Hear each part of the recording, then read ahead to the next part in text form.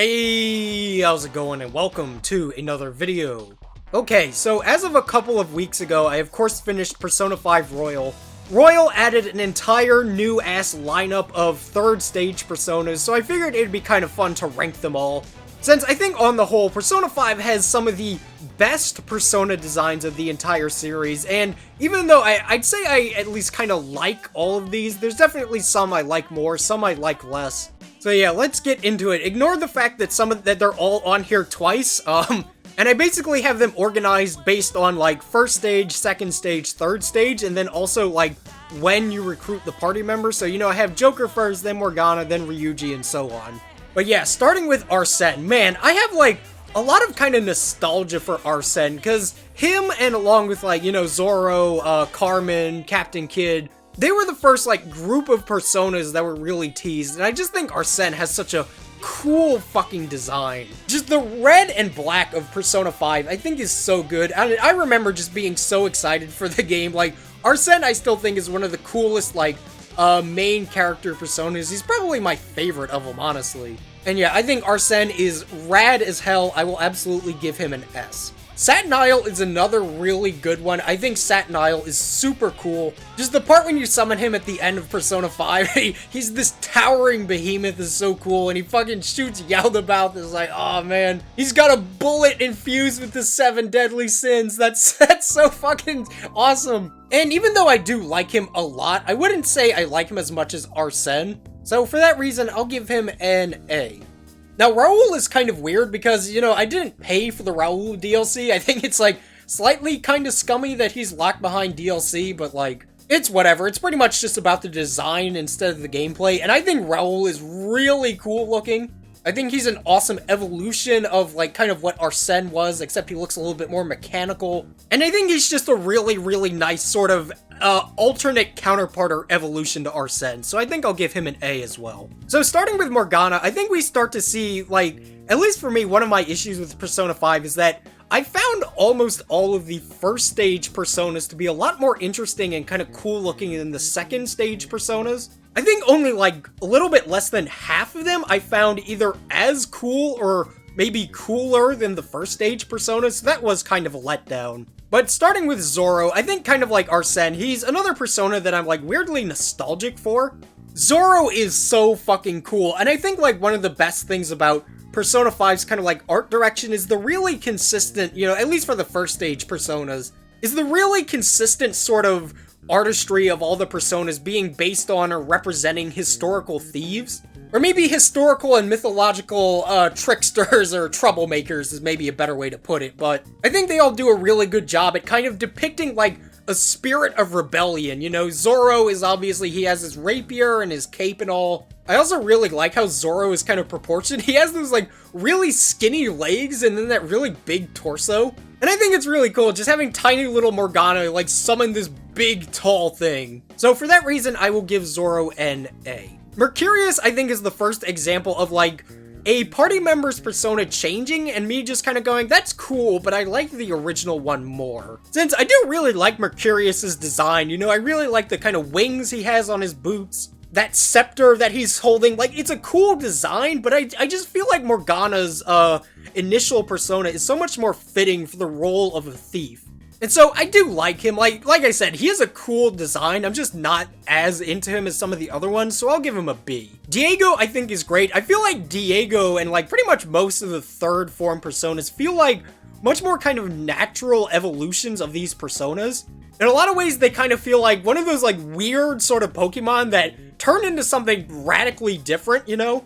It kind of reminds me of, like, Larvitar turning into Pupitar and then into Tyranitar, you know? So Diego, I think, works a lot better as just, like, this is the next stage of Zoro's evolution. I also really like how fucking big his mustache is, and the fact that he's just apparently wearing jeans, I think is, like, really funny. But yeah, Diego, I think I will also give an A. He's pretty cool. Captain Kidd, once again, I think I just have to reiterate how, like, nostalgic I am for these designs. Like, they totally were just the coolest shit. I mean, like, a lot of these first stage personas I really do think of as being Soejima's best work. And like, just what a cool concept for a persona, you know, like a pirate on a pirate ship. I think that fits Ryuji perfectly. Him being Captain Kid is really cool. He has such a punk sort of aesthetic going on. And so I think Captain Kid definitely deserves an A. So Seiten Taisei is interesting. I kind of don't like this persona, like, almost at all. And you figured I would actually be kind of biased towards liking it because, like, he's based on Sun Wukong, and, like, Goku from Dragon Ball is based on Sun Wukong, and Dragon Ball is, like, one of my favorite series. So through that roundabout correlation, this guy is essentially just Goku. You know, he's got the flying Nimbus, he's got, like, the power pole. But I don't know, I just find this persona so ugly. I don't like his color scheme, I just don't like his kind of build that he has going on. I think he kind of fits Ryuji as just being like this really loud, brash, sort of, yeah, look at my persona kind of personas, but I don't know, I've just never found this guy appealing. I think out of all the characters, like, except for maybe another one, Ryuji's persona changing from Captain Kid into Seiten Taisei is kind of the one persona I wish I could change back into being Captain Kid. I just find him, like, very unappealing. So, for that reason, I'll give him a D. Now, William, I think, is really cool. I like William a lot. I think he definitely fits into that punk aesthetic a lot better. You know, he's got a fucking, what is apparently a laser cannon on his head. He's got, like, headphones on. He's got that skull face. He totally screams like something that a 6th grader would think is really fucking cool. Including me. I think this guy is pretty baller. I think what I'll actually do is I'll move Mercurius down to C, and I'll put William in B, because I feel like I like him more than, like, Mercurius, but not quite enough to be in this A tier, so I think B is a good spot for him. Carmen is another great persona. I really, really like Carmen. I think that the colors that Soejima used for her dress are so cool. I love how she's got the two, simps. I'm lucky this isn't Twitch. You can't say that word on Twitch anymore. But she's got the two simps kind of hanging around, and she just looks so cool. I think she really fits the kind of badass lady that An is, and I think Carmen is another one I definitely have to give an A. Hekate is a cool persona. I think Hekate fits the kind of, like, goal that An had of, like, becoming kind of like one of those anime villain chicks. And even though I do kind of like the more dark, sort of villainous vibe it gives off, I still like Carmen a lot more. But I still think I'll give Hekate a B, because I do like it as a persona. I think Celestine is awesome. I really, really, really like Celestine. I think this is the perfect, like, An persona. Like, she just gives off this vibe of being confident, sexy, while still being kind of like this punk character. I really like her hair, I like the bubble gum that she's got.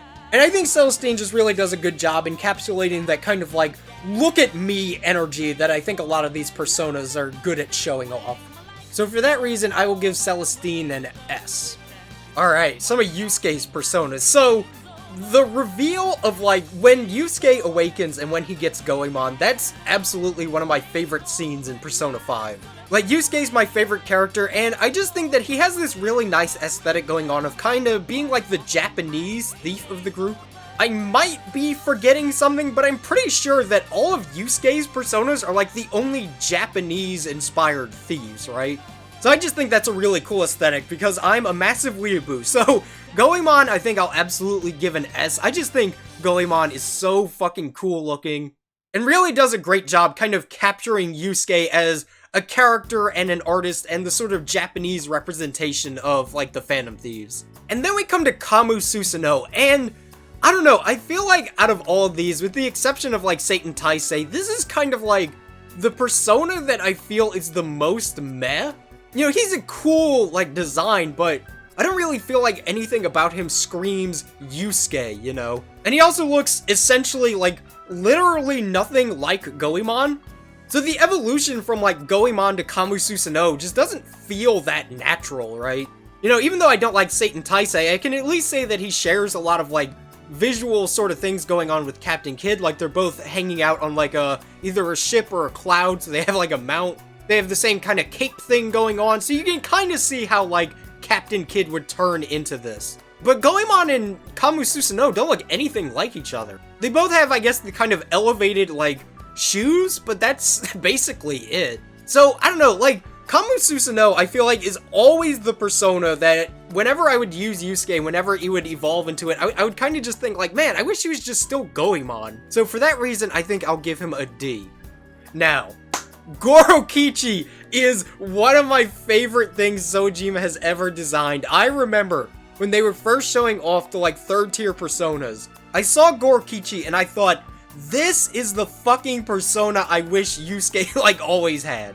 This is the Goemon evolution that I was wanting. Look at this fucking dude. He's got gold chains, the pink coat, a big-ass cigar.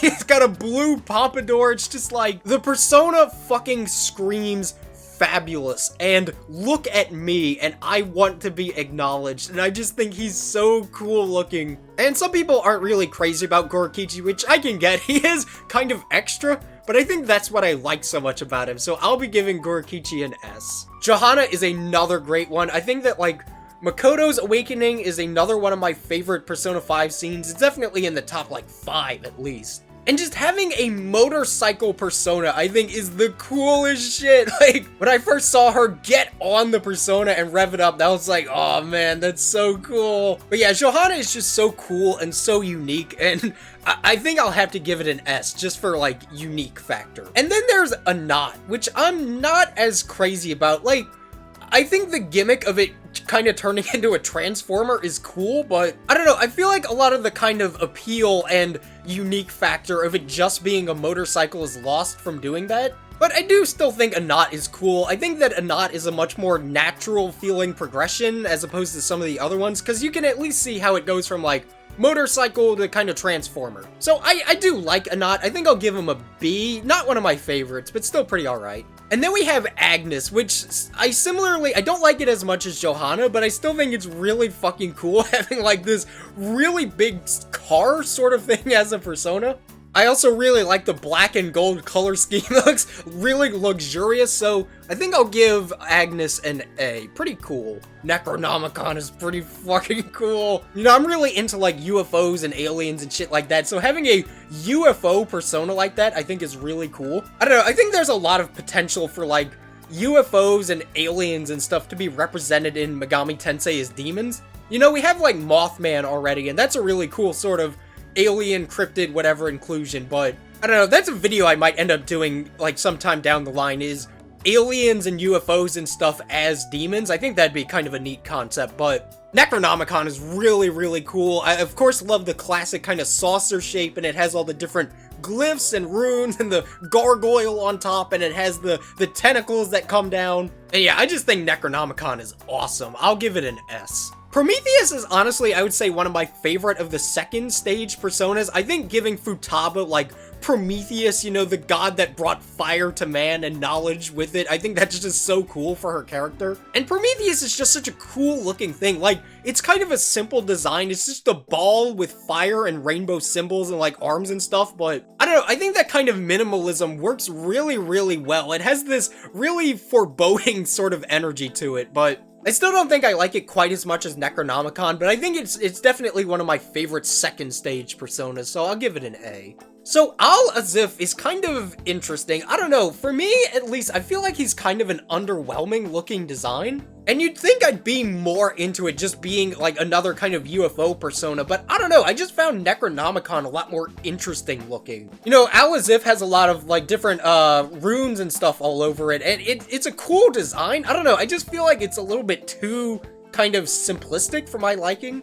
It's honestly a lot more of a realistic, quote-unquote, UFO shape and, like, design. Like, you can see an actual aircraft of some sort looking like that, but I don't know, I think it kind of sacrifices some of the cool, like, extra design motifs that Necronomicon had, so I think I'll give it a B. I do like it, but it's not one of my favorites. Milady. I like Milady a lot. I think Milady is a really good design. I really like the colors, because, you know, I really like the color pink a lot. And I think it just works as a really good depiction as the kind of classic lady thief. You know, she's got the fan and the sort of masquerade mask, but no actual face, and hiding under her dress is an entire fucking arsenal. So I think Milady is a great persona. I'll give it an A. And then we have Astarte. I actually like Astarte a lot. I really like the sort of, like the sugar skull or whatever you want to call that thing in the middle. I think that's a really cool sort of thing to base the rest of it on, but beyond that, I don't know, I just don't find the rest of the design that interesting. But I don't know, I just don't think it does as good of a job representing Haru, so I'll give it a B, but I still do kind of like it. And then we have Lucy, which, I don't know, I'm kind of of two minds when it comes to Lucy. I do like it. I do think it's a more sort of fitting representation of Haru. I really like the briefcase and the sort of, like, outfit that it has going on. It kind of reminds me of something like Carmen Sandiego would wear. So it has a lot less of the kind of look of, like, a lady thief, somebody at a masquerade, and a lot more of just like a spy, which I think is kind of cool. But I don't know, I think I'm just a lot more attached to Milady. I do like this design, but it's another one of those that kind of makes me think like, Milady is still my favorite of the trio, so I think I'll give it a B. Robin Hood. Alright, I think Robin Hood is really, really cool looking. I really like the fact that he has he uses like a bow, which is kind of just a unique weapon for a persona to use. And he really nails the vibe of being almost like the superhero persona of the group. So he definitely strikes nice contrast as being sort of like the quote-unquote good guy persona used by a very, very bad boy. So yeah, I'll give Robin Hood an A. Loki is rad. I think Loki is one of the coolest designs in Persona 5. Just like his zebra striped sort of thing going on. Like, I really like his sword. I don't know if you've ever noticed, but his sword is like one hot piece of metal being held together by these like prongs or whatever. And then he has the like dreadlocks or whatever, and he's just this really wild, crazy looking design that I think is super cool. So yeah, I like Loki a lot. I will be giving him an S. So I really like Hereward. I think out of all of the third tier personas, this is kind of the best representation of the two personas fusing. Because, you know, most of these kind of just look like direct upgrades of the first stage, like Gorokichi and Goemon, Celestine and Carmen. You can kind of see how it's just like, Carmen just turns into Celestine, but Hereward is a great fusion of the design elements of like Robin Hood combined with the sort of evil look of Loki, and I think he looks super cool. But I still do think that I like Loki more. Hereward is a really cool looking persona, but I definitely like Loki a little bit more, so I'll be giving Hereward an A. So I like Cendrillon a lot. I think Cendrillon has a pretty good design. Cendrillon, I think, is a really cool kind of interpretation of like Cinderella, and I think really fits, you know, Kasumi, Sumire, whatever. Really fits her very well. So I'll give Cendrillon an A. Vanity, I also like a lot. I think that like, I actually like Vanity more than the third stage. I don't know, I like Vanity a lot. I think it's mostly just the red and black, you know, I'm kind of biased towards liking those colors, but yeah, I thought that was a really cool evolution. It worked really well with Kasumi's, you know, color scheme with the reds, and I think I'll also give her an A. And then there's Ella. So I was actually kind of surprised she even had a third tier persona, but it makes sense. I feel like if, you know, she was the kind of the only one who didn't, it would be a little bit weird, but it's just a little bit abrupt how you can't even max out her confidant until like, you know, the end of the third semester basically, and then like right after it changes again. So I thought that was kind of a little bit jarring, but I don't know. I am not crazy about Ella's design. I think it's just the lack of colors that does it for me. I don't know. I really just don't find her to be that visually interesting. You know, she's kind of just like the same color white all throughout. And she's cool looking, but similar to some of the other characters, I kind of just stopped and thought like, man, I wish I had like Cendrillon back. I wish I had Vanity back. Instead, I'm kind of stuck with this, and I think this is probably my least favorite of the third stage personas, but I still at least kind of like it, so I'll give it a C. And then it kind of just repeats from here. So yeah, that has been the list. I hope you enjoyed. Overall, Persona 5 has just a really, really good roster of personas. You know, the only two that I have like an active kind of dislike of are these two. But I think everything going from C and up is at least like a good. It kind of goes like baller as hell, amazing, really good, pretty good, good, and then like, But yeah, overall, I think it's a really great roster of personas. So yeah, that has been the video. Thank you all so much for watching, and I'll see you guys next time.